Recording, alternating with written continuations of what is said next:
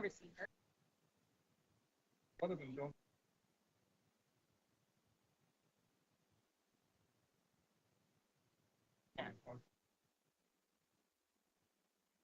And I don't understand why our overdose prevention site and our cat is running around out there without person connect.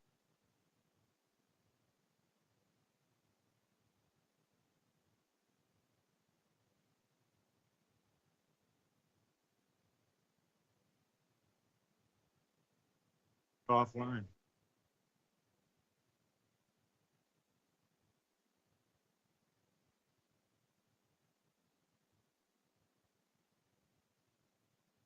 If we should after.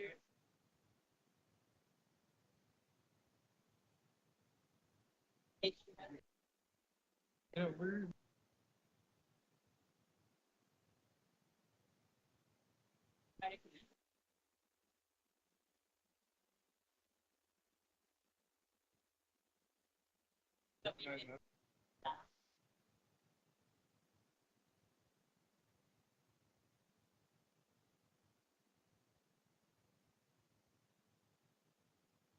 Just bear with us a minute. We have a few technical challenges.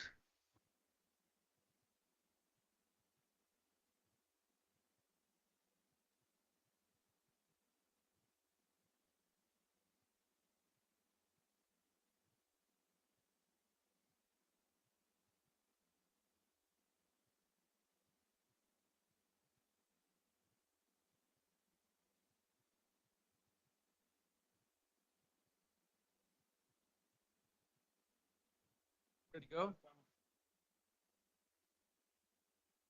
So welcome to our regular council meeting. The meeting is live and can be viewed through the live webcast. The opening of the council, we start with meeting announcements. Nita. That better? Thank you. Councillor Almeida. Thank you, Mayor. A couple of short things. Tomorrow is the National Indigenous Day. Our Friends of the Nation have a few activities going on, starting at, I believe, 3:30 tomorrow. It should be a fun schedule. There's a ball hockey tournament going on for the weekend as well. Also on Saturday is the walk for ALS that's happening at Willingdon Beach. You may have seen the purple lawn signs all around town. My coworker has been setting that up.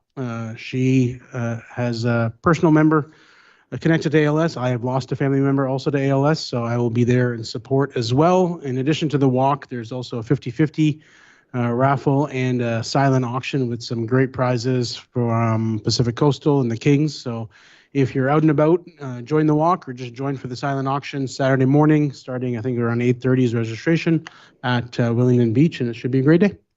Thank you. Councillor Doat. I'll just remind everybody about Prisma in the Park. Very reasonable price to get in there, costs nothing on Saturday afternoon. So come on down and enjoy the music. I've been attending a lot of the Prisma activities this week, and it's just amazing local music, things you can't get in a lot bigger cities than we have here. Councillor Southcott. Nothing for me. Thank you, Your Worship. Councillor Elliott. Thank you, Your Worship. So I too will be excited to see the Indigenous Day celebrations tomorrow. I wanted to, because I missed it last time, congratulate all of the 2024 high school graduates that went through their ceremony recently and will be finishing classes very soon. Congratulations to all of them. We have July 1st celebrations on Willingdon Beach coming up on July 1st. So I unfortunately won't be able to see you there this year because I am out of town, but I hope everyone will show up and celebrate our Canada Day with us. We have school ending very soon for different schools on different days, so expect more children in the parks, on the roads, riding about and being unpredictable. Be careful out there, and that's it for me, I think. Councillor Palm. Yes, Your Worship, I have a couple of quick announcements that I'll make, and The first one is similar to the one I made 2 weeks ago, but it's just a reminder to all citizens in Powell River that there's an important face-to-face meeting with BC Ferries staff here in our community at the Town Center Hotel on July 3rd, which is a Wednesday evening, starting at 6 p.m. The change in terms of attendance is you have to register and sign up. And I think there's some type of code of conduct that needs to be adhered to or signed. So I see our Ferry Advisory Committee Chair locally here, Ms. Kim Barton Bridges, is in the audience.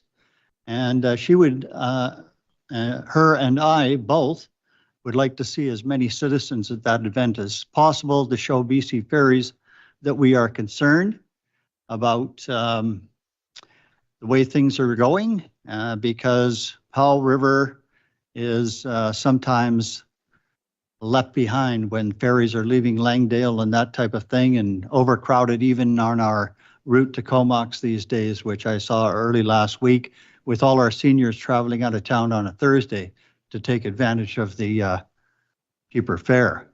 So please register. That article, I think I just asked Mr. Galinsky, the information to sign up will be in the Peak shortly if it hasn't been in already. And we'd like to see as many people as possible up. And secondly, I heard some news this week that I just wanted to say my appreciation for a long-serving superintendent of schools, Mr. Jay Ewell, who is now stepping down.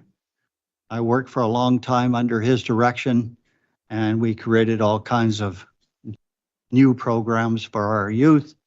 And I just want to wish him nothing but the very best in his retirement, and we will miss him. He thought outside the box. He did things that were not your usual fare, and it was a pleasure to work with Dr. Jay Ewell. Yes. Thank you, Your Worship. Thank you. So, like some have mentioned already, we've got 2 weeks of great Prisma events. I have a violinist and a violist staying with me, one from Toronto and one from Ottawa. And I hear every day about what a great place we have to live. So I think it's very, very interesting to get people coming here for musical festivals and are quite captivated by all of the activities that are unrelated to music that they can share while they're here.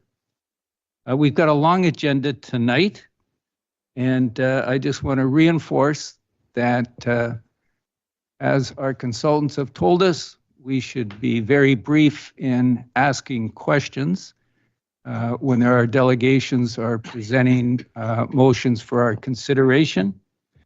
The other thing I'd like to point out, because there's been some discussion with regard to what words mean when people give presentations. And I talked with some experts in the area, and they said, well, you have to realize in any group, like we're here together tonight, we have silent generators who were born between 1925 and 1945. We have the baby boomers between 46 and 64. We have Gen X between 65 and 79, millennials between 80 and 94, and the Gen Zs between 90 and 2012.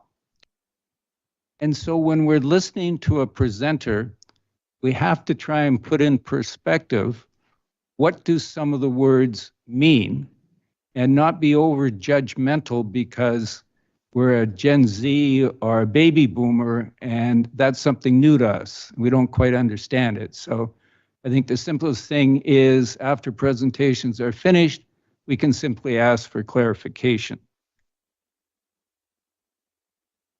So we're going to start this evening with Greg Hempel, the community forest. Do I see? Yeah, there's Greg. Please come and join us. Greg and his team have done an excellent job, and Greg's going to introduce people that received a check. Mr. Hempel, the stage is yours.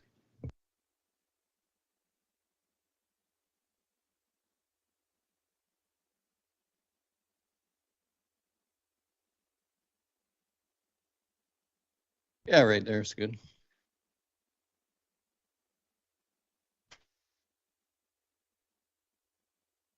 Thanks for having us. I thought I was a boomer, but I'm not sure. I probably forgot your age group, sir. So maybe I'm not a boomer.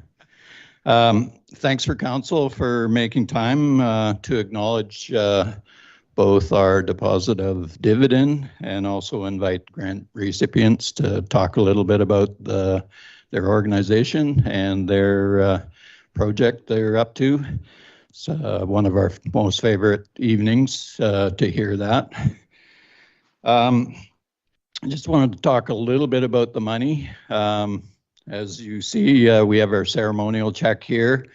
This is our 2023 dividend in the amount of $6,264,534. Obviously record size. Our previous high was a little around 3.5 million. So I guess the obvious question is how come? So I'll go a little bit into the background of how that unfolded here. The genesis of this dividend starts in 2022. As you remember, we had the hemlock looper infestation, and we put a lot of our development plans on hold, waiting to see if we were going to have to move into 100% salvage of dead and down and diseased timber. As it turned out, the infestation collapsed, and especially our Douglas fir areas, which are most of our community forest, showed pretty good resilience and have recovered since then. So moving into 2023, we had some catch up to do on our cut control. So we harvested a lot more timber than our regular annual cut. So that's one of the reasons for the high amount. The other one is just really, I wish Chris was here because he deserves all the credit, but we were in a position to take advantage of what was still a very good market at that point, but we needed to move quickly. So most of the harvesting we did in 2023, just about all of it, was done in the first quarter, so more than a year ago. Timings is everything with markets, and we were able to get timber out to take advantage of that.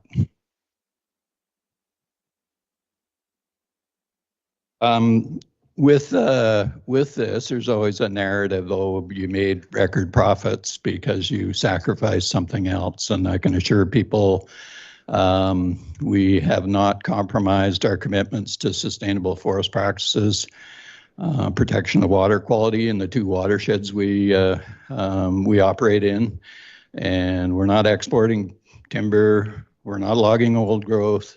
Like I say, timing's everything in terms of getting the best value for our markets or for our timber. We take a broader view in terms of the dividends. We try to manage it so we have a relatively even flow. Obviously, this is a large chunk at one time, but we also retained monies in reserve for next year's dividend, so it'll be the 2024 dividend, to make sure we don't drop off a cliff when it comes to that. And obviously, a good part of that is making sure we can have opportunities for grants for community projects, both spring and fall, if we can do it. So that is our hope going forward there. Markets do change. They used to say they're cyclic. I don't know quite it fits that term. Like you would go for 5 years of good, and then all of a sudden you'd have 5 years of bad. It's more now really more sensitive to supply demand issues, and so within a poor market, there's opportunities to take advantage if we're well planned and engineered and have our assessments done and have our prescriptions done and have our consultations done, then we can move quickly and get a decent price there. So I did want to talk, we're going to hear from grant recipients this year. I want to talk a little bit just in terms of folks that weren't successful this time. Applications not selected for spring grants carry forward to the next application review, which is for fall 2024 grants. So they can adjust those applications, and also new applications to be submitted. And our deadline for the fall ones is September 9th. So we took a little longer than expected with the spring. So we're only 3 months or less than 3 months away until the submission deadline to fall. We'll try to do a little better in terms of going through the process there. There is an advantage of submitting early, and that is you can gain feedback and adjust your application prior to us entering into the formal process there. With that, I'll turn it back to the chair, and I presume you're going to call up some of the grant recipients there. Thank you. Actually, I was going to turn it back to you, and if you have a list, you could call up the participant, the recipient. I do have a list. Maybe, Callie, did you want to do it? You talked to most of them. No? Oh, come on. Okay, I do have a list. So is there somebody here from Townsite Ratepayers Society? I can see somebody coming forward. You come up here.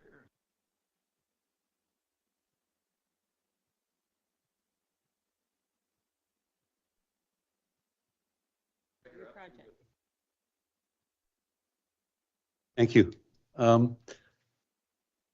Your Worship, honorable councillors, it's good to be here. It's a first day of summer, so I'm appropriately in my shorts and sandals. I'm part of a group of volunteers that looks after a strip of land between Ash Street and Dogwood Street in Townsite. We're one of the few parks in Powell River that is maintained by volunteers. And the issue that we have is that the sidewalk along Managers Row is a very dark place in the wintertime. And so with money allocated to us a number of years ago, we were able to put in a series of very beautiful period correct lamps that dim as people walk away, but as people approach them, thanks to the mayor's suggestion, they have a sensor on them that brightens the lights as you walk by. And that's in recognition and sensitivity to people not wanting to have lights flashing into their bedrooms when they're going to bed at nights. So this project now completes the lighting system all the way down to the Patricia Theatre, and we're very excited to look forward to work with the engineering department to bring this project to fruition. Thanks again. Thank you.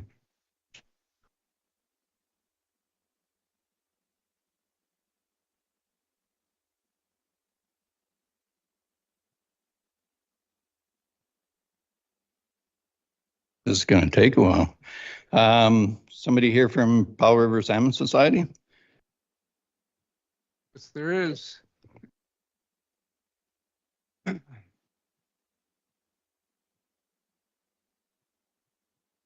Evening. Appreciate the opportunity. Gord Jones is my name. Been with the Salmon Society for many, many years. And we really appreciate the ongoing support that we've had for projects over the years from Community Forest. It's made a real difference to our ability to do very great things with very little funding. We've had 42 years now of static funding from DFO, so we have to dig deep and find every efficiency that we can to keep on turning out in a good year, 1.8 million fry that we put into local water. So anyway, hopefully that sums it up. Thank you very much for the opportunity. Thank you.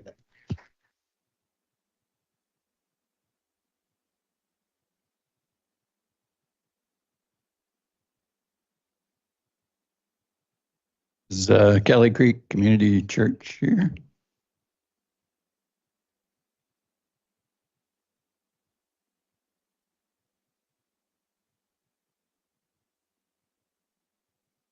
Thank you. I'm honored to be here this evening and to represent Kelly Creek Community Church. My name is Mike Martinage, and we've been always looking for ways in which we can create community events and just bless our community with different things. And so over this past year, we've attempted to do a couple new things. And one was we did something called Christmas in the Grove, where we have a grove on our property, which we decorated and invited our community to come out. And the first time that we did it this past December, we had over 250 community members come through. And it was out of that really kind of birthed this idea around the potential of doing something more. So we applied for the grant to build a pavilion on the property so that our community could come and use it and hold weddings and anniversaries and birthdays and any kind of different events throughout the year. We're going to put a playground on the property too, and we just look forward to more opportunities to network with the school, which is across the street because we're located on Zielinski Road. And we feel very honored to receive these funds. So we're looking forward to what's in store. So thank you. Thank you.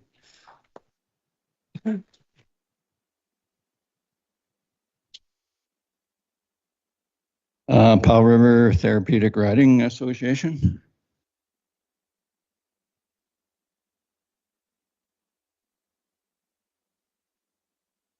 So I'm Ilea from Powell River Therapeutic Riding. So we're into our 33rd year of operation. And back in 1991, our 3 founding members, 2 of which were physiotherapists, started off with 5 riders and a couple of borrowed horses and tack. And through the generosity of Trail Riders Club, we're able to start classes in the Trail Riders outdoor arena, which only happened if it wasn't pouring rain, which in the winter it often was. So now 33 years later, we have a beautiful facility with an indoor arena, and largely through, well, always through the community support and especially through Community Forest.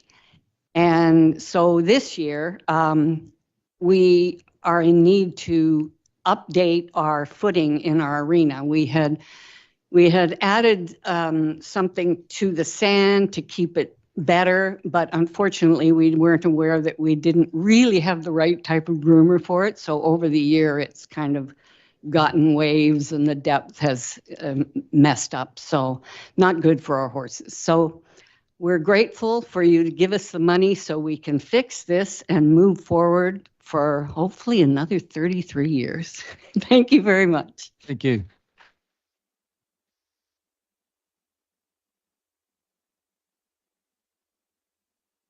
Is there somebody here from Myrtle Point Golf Club?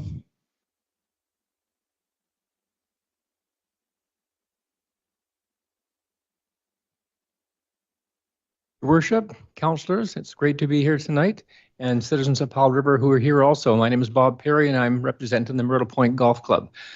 We're very happy and thankful for everyone involved for getting a grant this year. It's going towards controlling our elk infestation problem. We've tried a number of remedies in the past, none have really worked. We even at one time purchased a professional dog, and that didn't work either. But now, with the help of everyone, now we're going to have a perimeter fence, and it's going to be installed mainly by volunteers. So you folks have come up with the major part of the capital cost, and we're going to do the work, and we're really appreciative of that. Before I step down, I also want to remind everybody that we have a completely high-class golf facility. It serves the entire community, municipality, and regional district. We're proud of it. This weekend is our showcase tournament, the Malaspina Open. It's been in effect for many, many years. We'll have golfers here from all over British Columbia. If anybody feels they want to come out and witness some very, very high-quality playing of golf, we'd love to have you.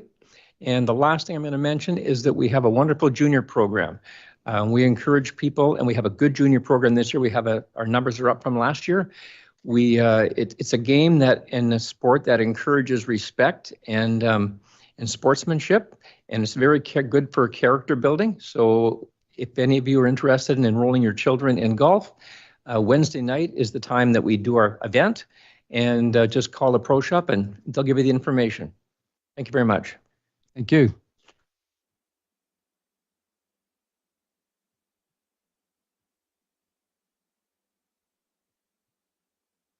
Somebody here from Top Out Climbing Co-op?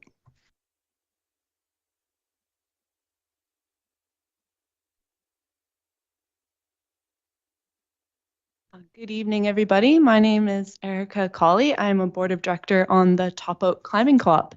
So first of all, I just want to say a tremendous thank you to both the Community Forest and the City of Powell River. We would not be anywhere near off the ground if it weren't for generous contributions.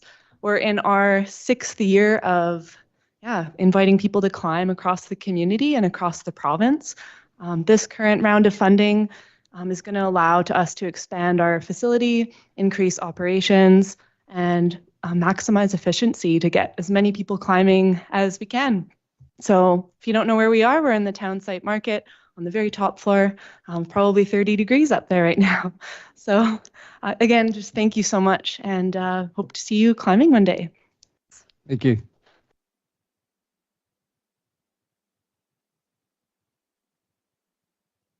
And Lang Bay Community Club?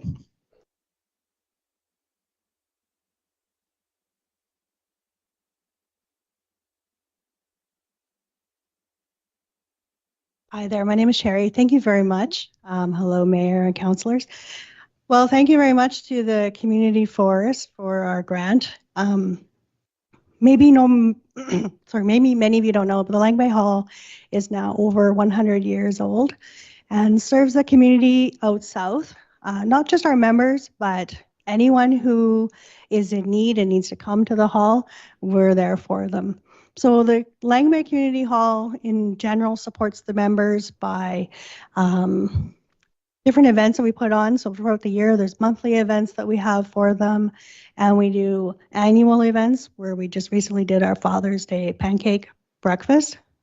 We had a classic car show. It was a lot of fun. So the grant this year is being put towards resurfacing the parking lot, which is badly needed.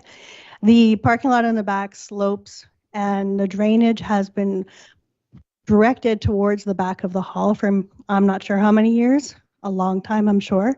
So we're very grateful to have these funds so that we can repair that, move forward, and continue for another 100 years, we hope. Thank you very much. Thank you.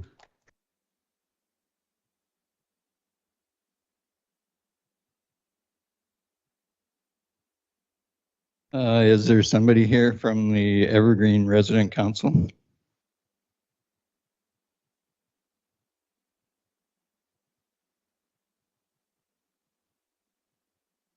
So, my name is Patty, and I am representing the Evergreen Extended Cares Council. And we are so thankful that we were chosen for one of the recipients of the grants. I cannot wait to see all these seniors at Evergreen and Wellington Creek smile as they're enjoying their ice cream. It's something they ask for all the time. So I cannot say thank you enough. Thank you. Thank you.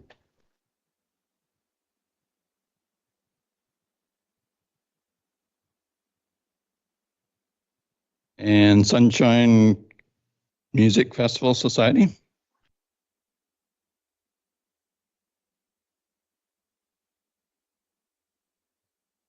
Hello, my name is Alan Hernandez. I'm the current treasurer for the Sunshine Music Festival Society. With this grant, we'll be purchasing new large banners that we hope to get the city to put up for us, and we'll also new barbecues for our corn booths and for our hospitality tent. And yes, since COVID, it's been a struggle.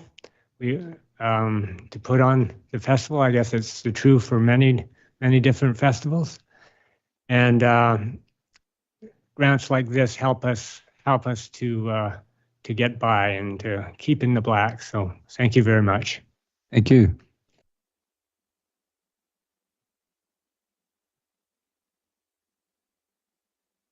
Well, a lot of grants here. Powell River Search and Rescue.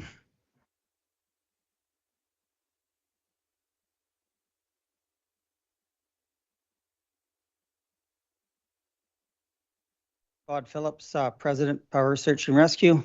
We'd like to thank you for the present and the past grants. For those of you that don't know, our area is quite large. We're all the way up to the head of Toba Inlet, all the way down to St. Vincent's Bay, and all the way back to the break with Pemberton in the mountains. So the grant is going for increased equipment to expand our capabilities. We have with the increased recreation in Powell River from the bike clubs, the quad clubs, and everything else, we're going further and further into more and more difficult situations all the time. And just to let you know, on one of your Community Forest Pass grants, we used it to purchase a boat. And that saved us probably a couple hours about a month ago, because we were able to go straight up the lake where the person was hurt, instead of having to pack all our stretchers and everything for a couple hours around the lake through the trails. Thanks again for all the money we are using as we have to expand our capabilities throughout the Powell River region. Thank you. Thank you.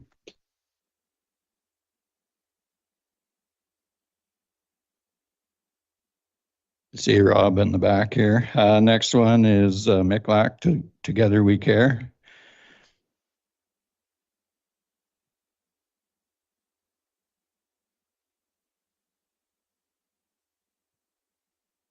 Hello, everyone. My name is Jay Austin, and I've been in recovery for the last 15 years. I work at the Miclac Recovery Center. I've been living in Powell River for the last 15 years. That's 15 years of my life. I've been working there for a couple of years now. I'm a client support staff worker, and I love my job.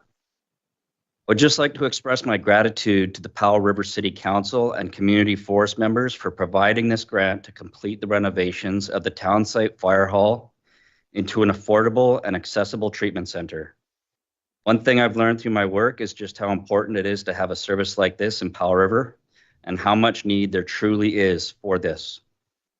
Behind closed doors, people are suffering silently with addiction problems. We know that by the fact that so many working class men of all ages are dying from overdoses and alcoholism. One beautiful thing I love about my job is getting to see these broken men come through the doors, sick and suffering, and then watching them heal through counseling, physical activity, bonding with other men, and reconnecting with nature and the community to the point that they get their lives back. They come in hopeless, and we give them hope and the tools necessary to stay sober for the rest of their lives. We get to see them repair their relationships with their loved ones, return to work, and become the fathers, husbands, brothers, and sons that they were born to be. So thank you from all of us at Miclac, and thank you for the countless men and their families who will walk out of those doors into freedom. And just so everyone knows who may be wondering, there is a women's treatment center, and that's our next goal. So stay tuned for more. Thank you. Thank you.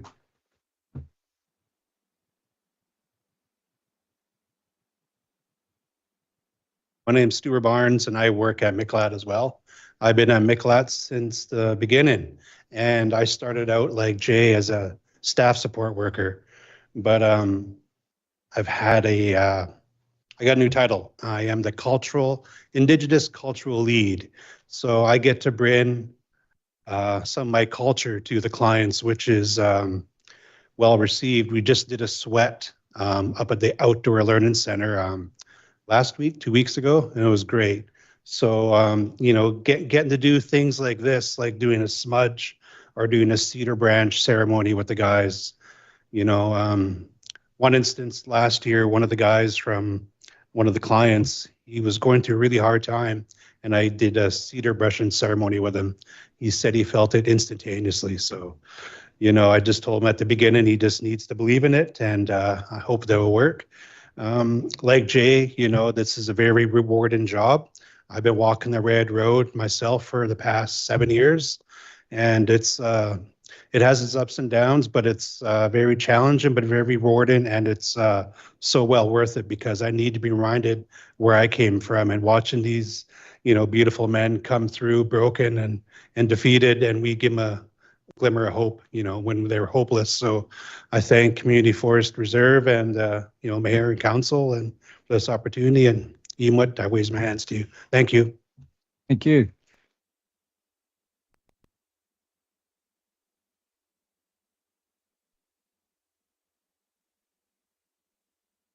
Powell River Trail Riders Society.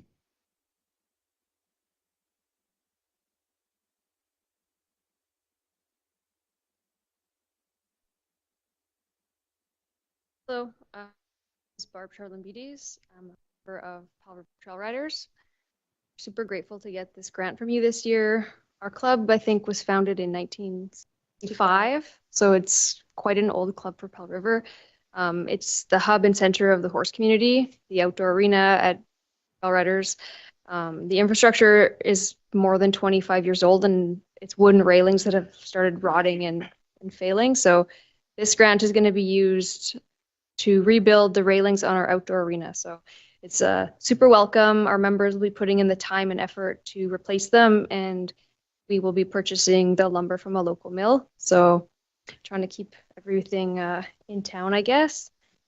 And we use this facility to host a number of clinics and events all year round. So very happy to have it being taken care of. Thank you.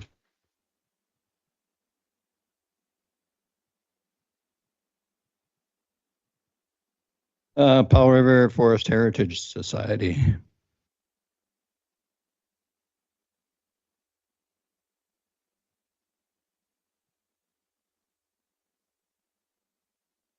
Your Worship, councilors, my name is Dave Florence. I'm with the Forestry Heritage Society and the Paradise Valley Railroad, and we bring the train to the community on Sundays, and Ghost Train, Santa Train. Our infrastructure is wearing out after 13 years of operation, so this grant is going to enable us to keep going. So thank you very much, Powell River, for keeping the train going. Thank you. Thank you.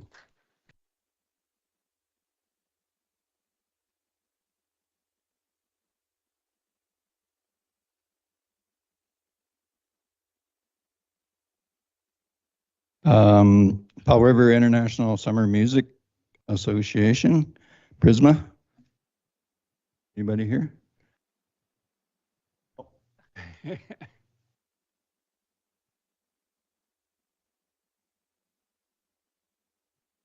Thank you. It's actually Pacific Region International Summer Music Association.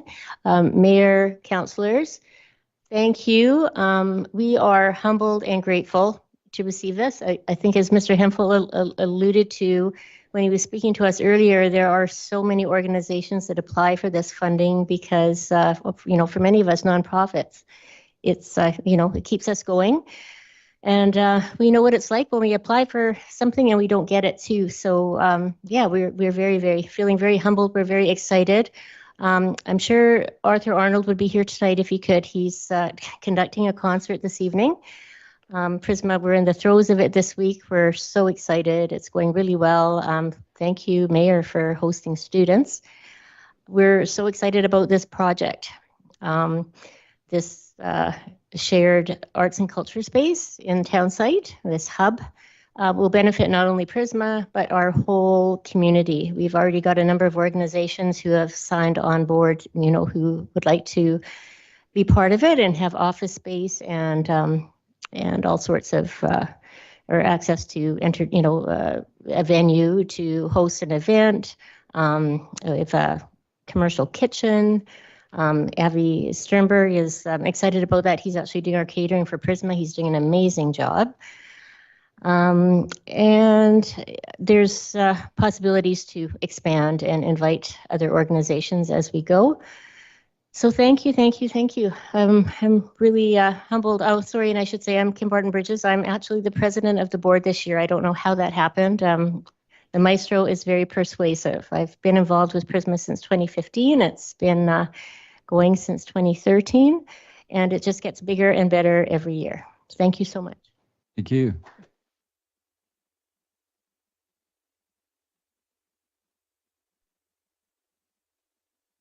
And Carlson Community Club.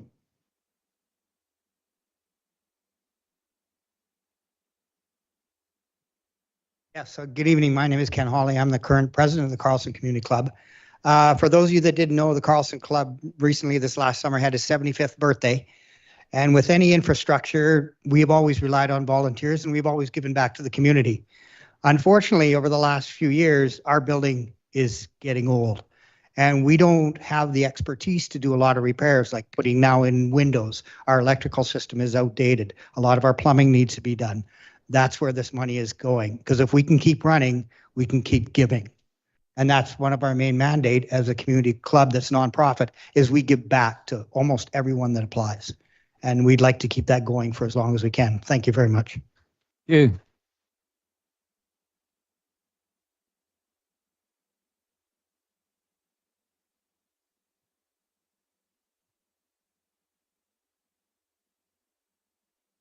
I was just asking Callie if somebody was going to go over the city grants there, but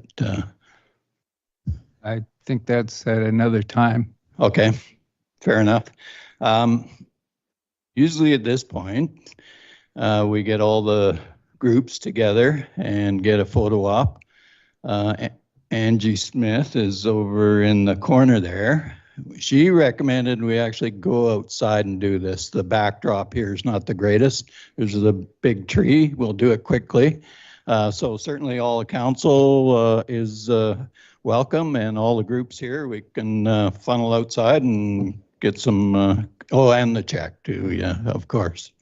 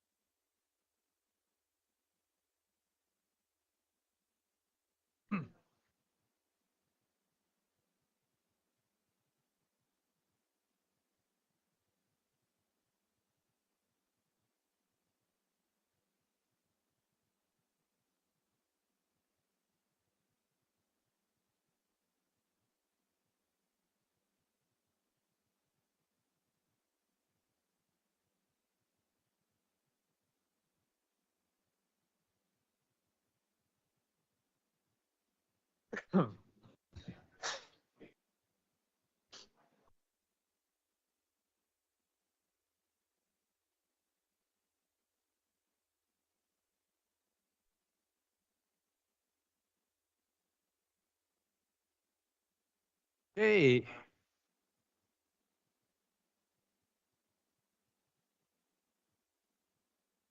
Okay, the next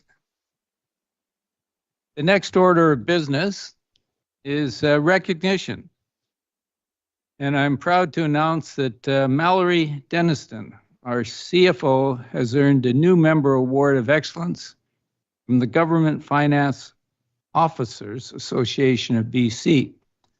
The new member award is to recognize new members who demonstrate the desire to take on the challenge of local government finance through education and professional development. In her time at the City of Powell River, Mallory has provided exemplary service to the city, constantly expanding her knowledge and using it to raise the bar for our financial planning and systems. We'll make a small presentation.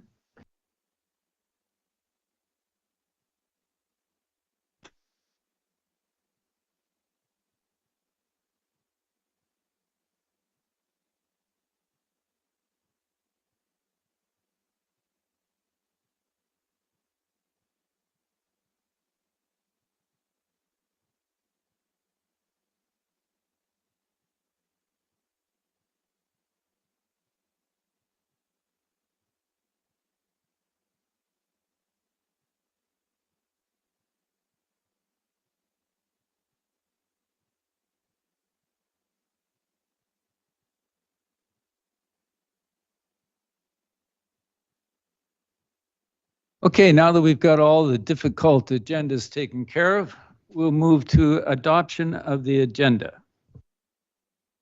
And I believe that there was item addition. If somebody would care to move the agenda with the correspondence 5.7, which is an email received June 18th, 2024 from the Westview Ratepayers Society regarding response to Jody Foster's email of May 29th, 2024. Yes, Councillor Southcott, seconded by... I wanted to speak, Your Worship. Okay, so I wanted to, just in light of the fact that we're quite already 8 o'clock, have a closed meeting today as well, was hoping to suggest we bump some items to the next meeting if we can. I don't know if council has ideas on what those could be, but that would be my proposal, is that we shorten the agenda. okay, so I'll look for a consensus. If we are here at 10:30, is everybody agreed that we will revisit the suggestion to defer until a future meeting? 10:30 is late for me. I have kids that I have to get to bed. So 10:30 is too late for me. Councillor Almeida. In response to Councillor Elliott's suggestion, looking at the schedule and the topics at hand, I don't see us going that deep. There's a lot of items, but I don't actually feel like, unless council decides to discuss a few more things than I anticipate, I say we can adjust on the fly as we need to if we are getting to section 7 and 8 a little later, but I don't think we'll be too late tonight. Councillor Doubt.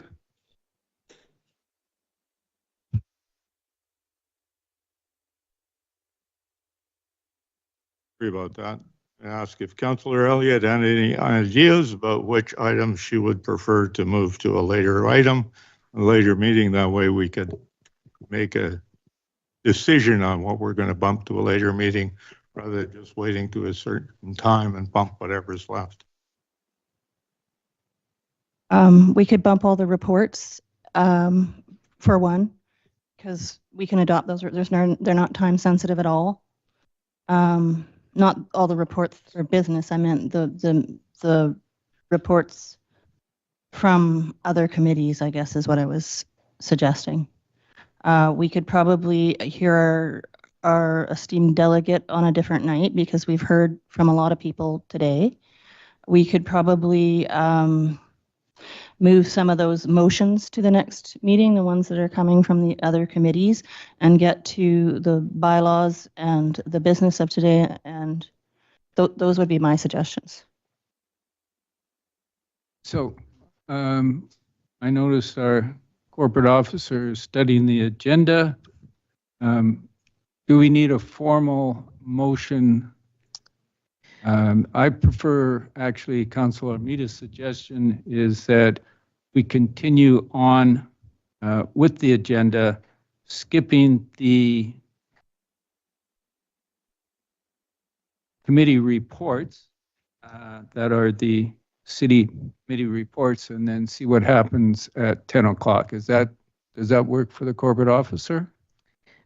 Mayor, what I might suggest is moving items 6.1, 6.2, and 7.2 to the end of the agenda.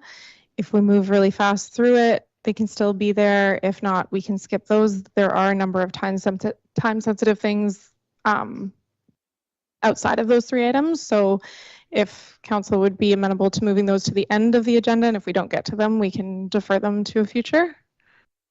That's okay. Okay, good. Councilor Armida, would you like to formalize that into a motion, and then we can? As per corporate officer's suggestion, I move that we move 6.1, 6.2, and 7.2 to the end of agenda. We have a seconder, seconded by Councilor Southcott. All in favor? Passed unanimously. Thank you very much. Still need to approve the agenda. The approval. I'll move to adopt the agenda as amended. Thank you. Councilor Almeida seconded. All in favor? Thank you. Passed unanimously. Okay, we'll move to the adoption of minutes. We have the 3.1, 3.2, 3.3. Councilor Armida. Thank you. In the interest of time, I will move that council adopts the minutes of June 6th regular council meeting, the minutes of the May 7th, 2024 special council meeting, and the minutes of the May 30th, 2024 special council meeting. May 17th. All in favor? Did you also second it?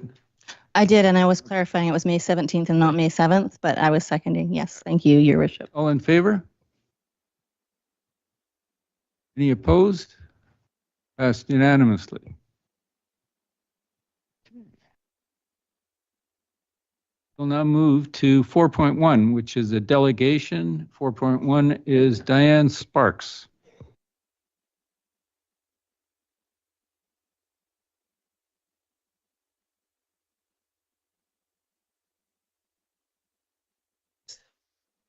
Bring the microphone down here so everybody can hear me. Okay, so to start off, I want to make this very clear to everyone in this room.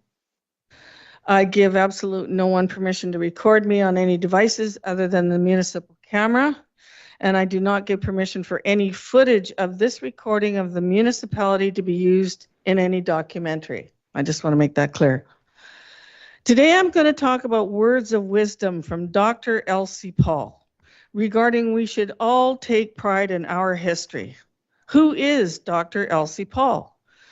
Dr. Elsie Paul is a residential school survivor and one of the few living people to talk the Tla'amin language fluently. Elsie Paul holds an honorary doctorate degree from the Vancouver Island University and has co-authored a book written as I remember it, Teachings from the Life of a Tla'amin Elder. Perhaps Dr. Elsie Paul should read this passage in her book to her relatives on Tla'amin Council, the book titled, Written as I Remember It. This is a quote from page 17 of her book. Dr. Elsie Paul says this, but I think in order to take pride in our history as a people, which we all should, I don't care if we're First Nations people, we're Chinese, we're Japanese, we're German. we're whoever we are, we all need to take pride in our history. I'm not saying we're the only ones as First Nations people that we should be proud of our history. We all should have that, to be who we are, to be proud of our ancestors, of where they come from, our history, our rich history. We each bring something to this world of ours, and one should not come along and say, no, you don't count. Your ancestors don't count. Just like those trees in the forest, you know, you've got all kinds of trees and growth and whatever have you up there. The cedar trees no better than the other trees out there, or the alder tree is no better than any other tree. Every one of those serves a purpose. And you compare that to people. That's what we are. We're a mixed bag of people, but one should not overtake the other. These words of wisdom are from a highly revered woman who is related to council members of Tla'amin Nation, whom are making a mockery of her beliefs of demanding to change the name of Powell River and erase our history, our ancestry, the people from around the world that built the town of Powell River. The citizens of Powell River want to work together with the Tla'amin people, the people that we went to school with, played sports with, went to church with, and still are friends with. Many of our friends in Tla'amin have stated they don't want the name change. They want things to go back the way they used to be when we were all friends and living in harmony.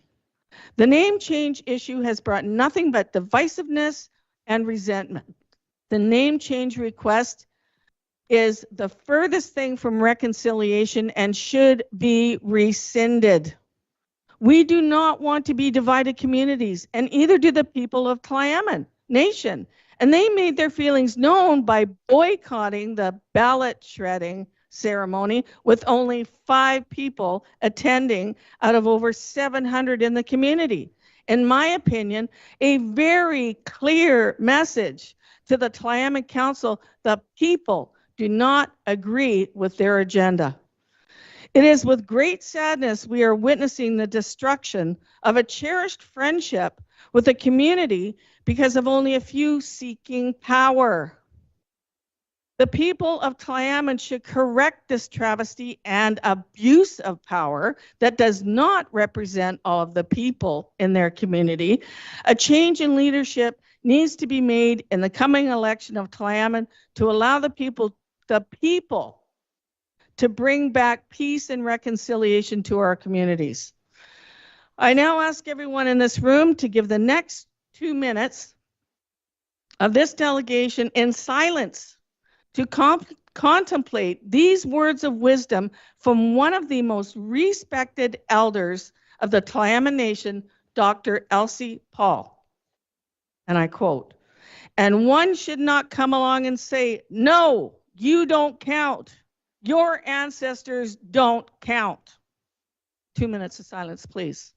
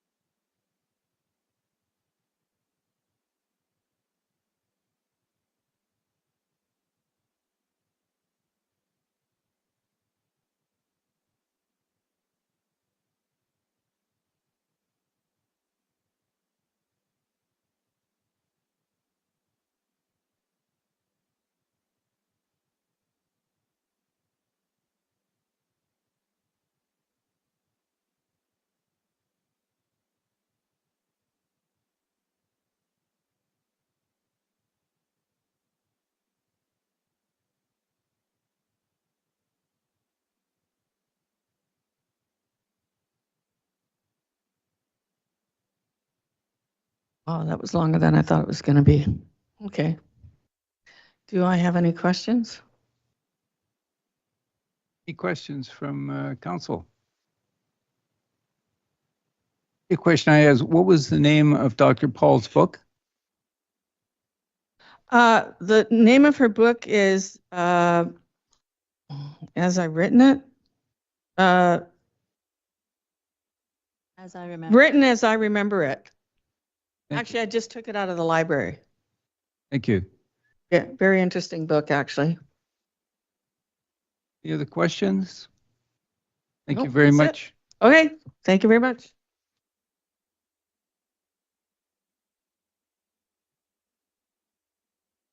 We'll now move to correspondence. 5.1 is the proclamation for Indigenous Survivors Day, which is June 30th, 2024. So whereas the city of Powell River acknowledges the enduring historical injustices faced by Indigenous peoples, rooted in colonialization, forced assimilation, and systemic injustices. Whereas the designation of June 30th as Indigenous Survivors Day provides a significant opportunity to recognize and honor the resilience, strength, and cultural heritage of Indigenous communities that have endured historical traumas, including the 60s scoop, millennium scoop, birth alerts, and the enduring legacy of residential schools. Whereas the City of Powell River can aim to create a crucial platform for healing, education, and dialogue by designating June 30th as Indigenous Survivor Day and raising the awareness about the unique struggles faced by Indigenous people, emphasizing the need for understanding and support. Whereas this observance serves as a solemn reminder of the ongoing challenges confronted by Indigenous people and communities in the City of Powell River, and whereas through the implementation of Indigenous Survivors Day on June 30th, 2024, the City of Powell River reaffirms its dedication honoring Indigenous survivors, promoting healing, and actively contributing to the construction of a more equitable and inclusive city for all. Therefore, I, Mayor Juan Wasno, proclaim June 30th, 2024 as Indigenous Survivors Day in the City of Powell River.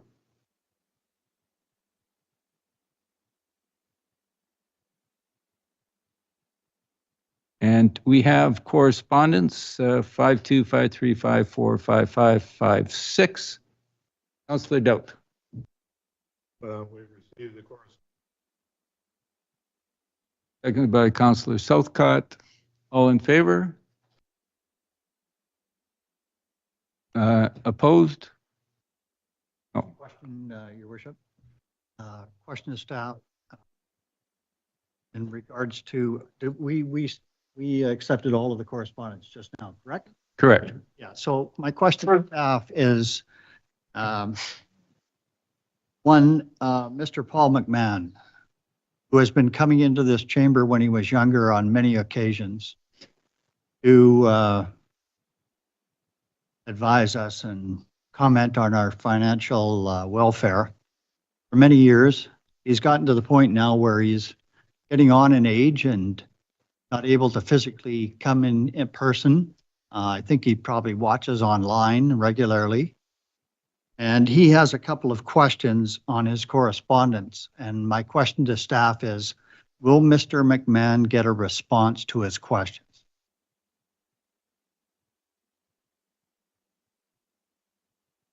Through the chair to Councillor Palm, yes, we do get direct correspondence from the same author as well, and he does get responses from us. Thank you. Thank you very much. Thank you. So we have a motion which has been seconded. All in favor? Passed unanimously. 7.1 is the development permit 382 and development variance permit 281, Crown Pacific Development Corporation. Who is going to speak to that? Just pause. Well, Oh, okay. then we can.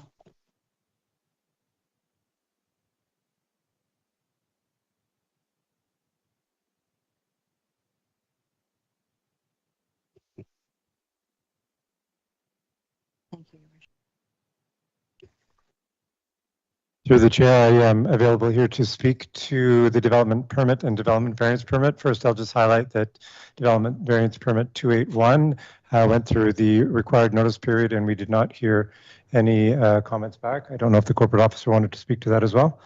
But this was a development permit for Veyron's proposed second building. You saw the report presented to you, I believe it was June 4th. The development permit application is before you tonight for consideration, as well as the development variance permit. And just again to highlight, the variance was for 7 parking stalls that would be located in the front setback. Overall, a relatively minor variance considering the larger development. No doubt. Microphone. You need your mic. Thanks for reminding me. You're welcome. I keep it moved away so when I sneeze and gulp and stuff, people won't be bothered by it. But I'll try to speak into the microphone. So my question is, we're changing some of the processes we do with zoning and development permits and some of those.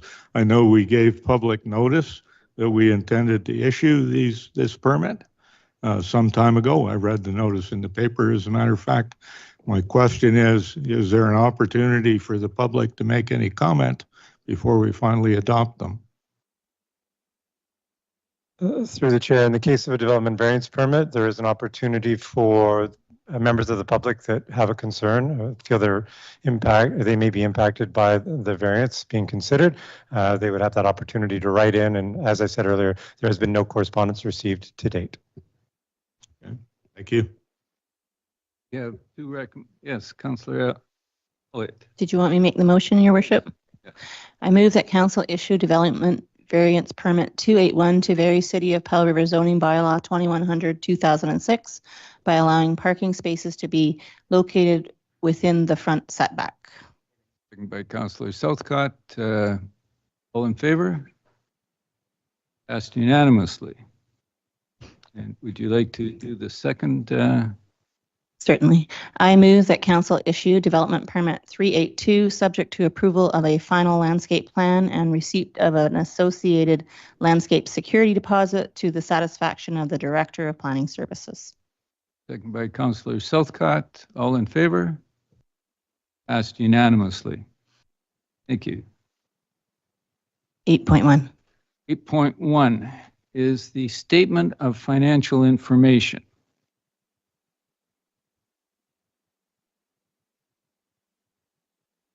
We have a recommendation.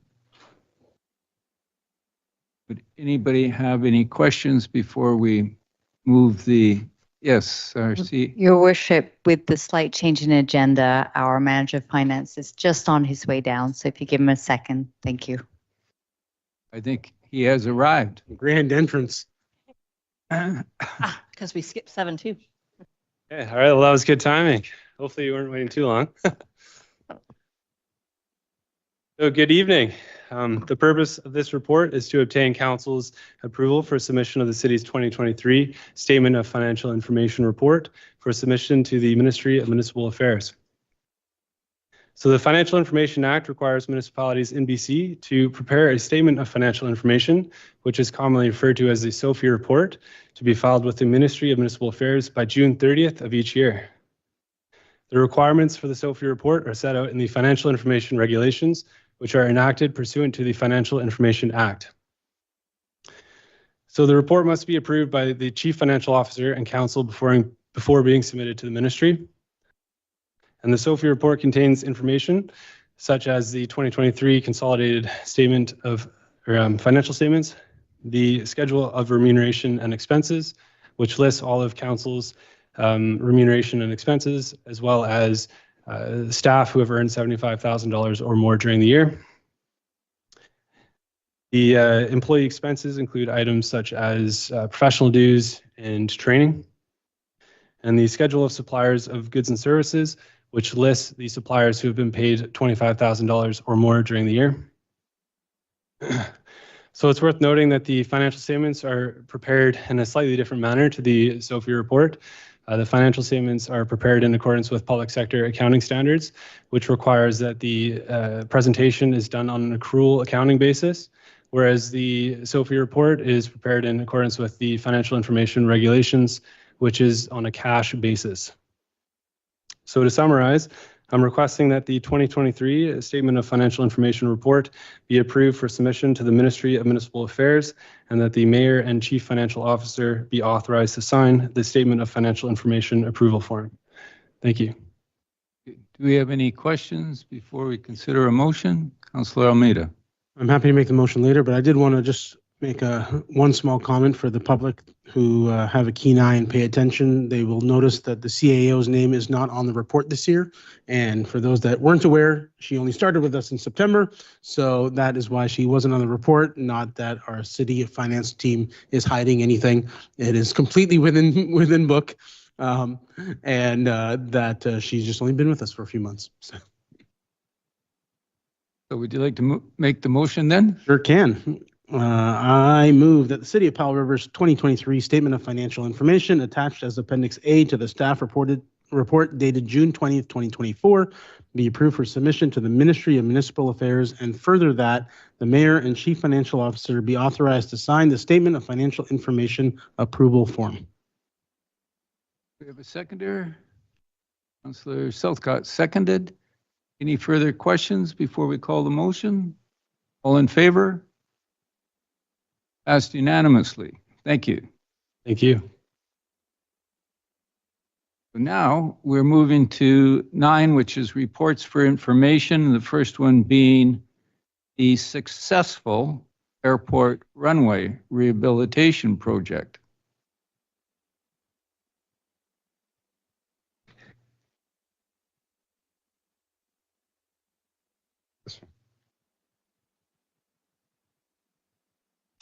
Thank you very much, Mayor and Council. Hopefully this is going to be short and sweet. Director Bertig is off this week. He asked that I step in and just provide this quick little debrief on our runway project. So you can see from this first slide, construction start date was April the 8th. We're pleased that by June 8th, we were reopening the runway for daylight use. Kind of a significant thing we feel to have done within 2 months. So we're pleased with that. This is an aerial shot from the west. This, I think, was the day of runway opening. These photos were taken by Dwayne Ranta. He's our airport coordinator. I like this one just because it kind of shows some of the constraints that we're faced with our runway, just where it's situated. There's the town squeezing it on the west. You can see the train off to the east, which is always a challenge for us. You can kind of see the drop off to the east end as well. So. And here's the opposite view from the east, our 27 end. You can see the nice fresh asphalt, the new pavement markings, the brand new threshold, and yeah, basically the strip area. So that kind of summarizes, I think, all the work that was done. It's kind of clearly displayed there. Here's another view of the 27, the east end, the actual approach itself, and the threshold. Something of note is the safety area. So this is something we didn't have at each end. It's a requirement to meet 5th edition regulations. And it's basically the gravel portion, 60 meters, which is exactly as it says, it's a safety area. It has to support aircraft, their weight in dry conditions if they're to overshoot, overrun. So that was a significant thing we were able to bring with this project. A little detail of some of the ditching that was done. It's better to maintain than our old ditching, which was much steeper. You can see the riprap for erosion control. All the ditching around the runway was revamped. It also had to be moved off of the further away from the runway itself to get outside of the strip. Another thing to meet regulations. This should have been my first photo, or the last one if I was more theatrical. Here we are, open for daylight use, Pacific Coastal and their Saab, which is wonderful to see. This is more for, I guess, more technical, kind of more airport geeky stuff that I kind of enjoy. This is our threshold at the other end. This is a temporary threshold at the 09 end, the west end. This is going to be in place until, I believe, the end of October. We're just awaiting NAV Canada to redesign our approach. When they do that, they publish things. We have to fit in with their cycle, basically. And they only publish these things every so often. So we'll be able to eradicate this, move that temporary lighting, and actually use the full length of the runway. And this is my final slide. This is just some of the new stuff that we have. These are brand new PAPI lights, precision approach path indicator lighting. Basically guides the aircraft in, lets them know where the threshold is. Brand new windsock, and that kind of sums it up. So we're anticipating daylight use only until probably mid-July, waiting for some electrical components to come in. It's one of the benefits of having done the project when we did, just to be able to actually have us up and functional. You know, if this is later in the season, would have curtailed things a great deal as far as usability of the runway. So yeah, final stages. I think the big worry is behind us, and we're feeling good. Still more to do, but thank you very much. Excellent. Any questions from? Yes, Councillor Elliott. So maybe bragging rates a little bit. Are we on budget? I believe that we are on budget. Leaving that more with the CFO and engineering, they've been handling that aspect of it. Yeah, all indications, everything I'm aware of, we're on budget. Thank you. Yeah. Councillor Palm. Your Worship, just want to say thank you to Pacific Coastal for hosting a gathering of many of our residents last night at the Coastal Cookery. CAO was there, the mayor was there, a couple of councillors were there, and good time was had by all. I just wish that a couple more staff were involved in this completion on time that made Mr. Smith happy. Would have been in attendance. It's a shame that you weren't there, but thank you so much for all your due diligence. That's really good. Thank you. I think we will celebrate when we're really done. So yeah, thank you. Thank you very much for your presentation. We now move to reports from the municipal directors of the Cathet Regional District. Has there been reports? No reports. All right. Then we'll move to bylaws, which is 10.1. Bylaw 2749. Draft bylaw. There's a recommendation. Councillor Almeida. Go ahead and cover these next two. For those that have been following council, these are all in adjustments that our planning department has put us through over the last little while, based on changes that the province brought down late last year, I guess. So these are, finally being adopted after a few readings. So I move that City of Powell River zoning bylaw 2100-2006, amendment bylaw 2749-2024 be adopted. Second by Councillor Southcott. Any discussion? All in favor? Passed unanimously. I'm going to move that City of Powell River delegation bylaw 2367-2013, amendment bylaw 2749-2024 be adopted. By Councillor Southcott. All in favor? Passed unanimously. Thank you very much. I believe now that we can go back to, can somebody help me with the number? 6.1. 6.1. Thank you. Standing Committee on City-Owned Land Utilization. And that's simply that the council approved the Standing Committee on City-Owned Land Utilization final minute meetings as the committee is now resolved. Councillor Almeida? I think the minutes are self-explanatory for those to read, so I move that council approve the Standing Committee on City-Owned Land Utilization's final meeting minutes as the committee is now dissolved. By Councillor Southcott. Any discussion? All in favor? Passed unanimously. 6.2 is the Select Committee on City-Owned Properties. We have the chair. Would you please? Thank you, Your Worship. So this was the meeting where the Select Committee on City-Owned Properties received the resignation of our then chair, Tom, I don't remember his last name, Anderson, and appointed myself as chair. So I became the chair at this meeting.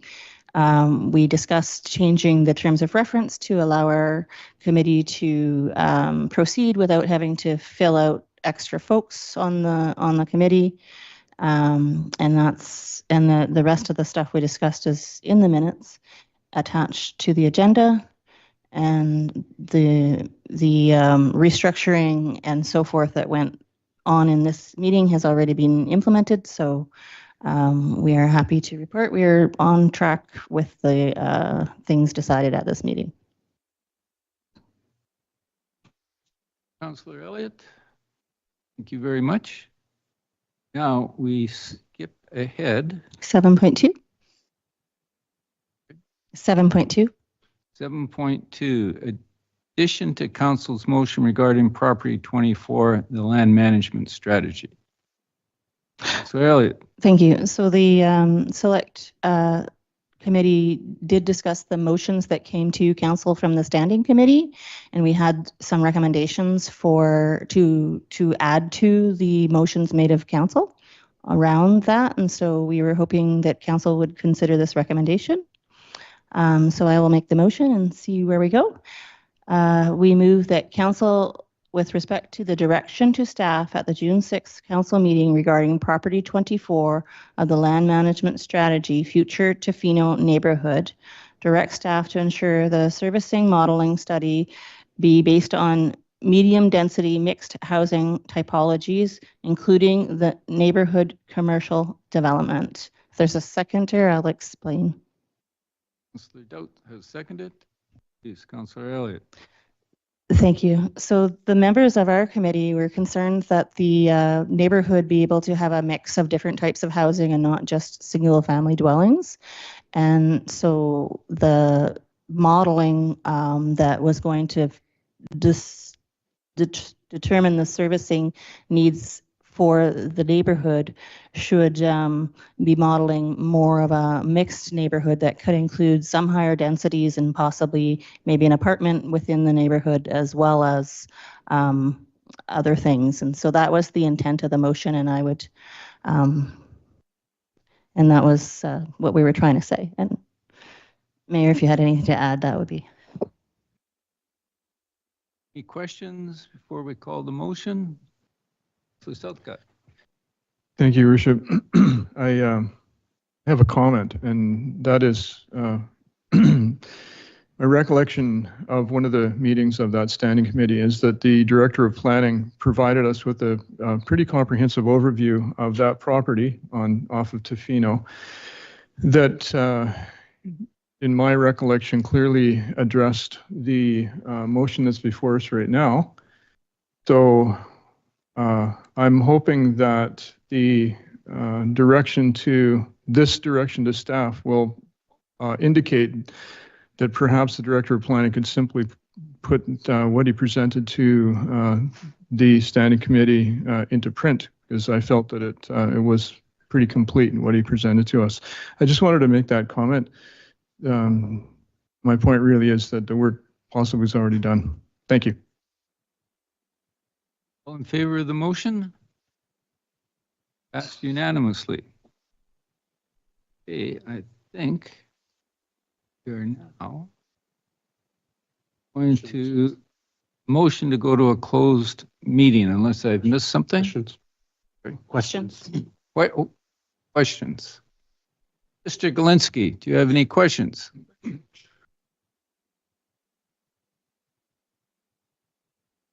Thank you. Anybody in the audience has a question? Any callers online that have questions? No? All right. Councilor Armida. I move that council, sorry, the wording threw me off.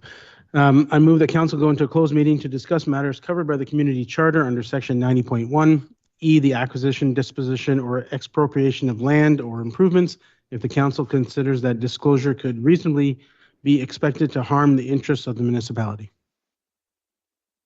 Councilor Southcott, all in favor? Good.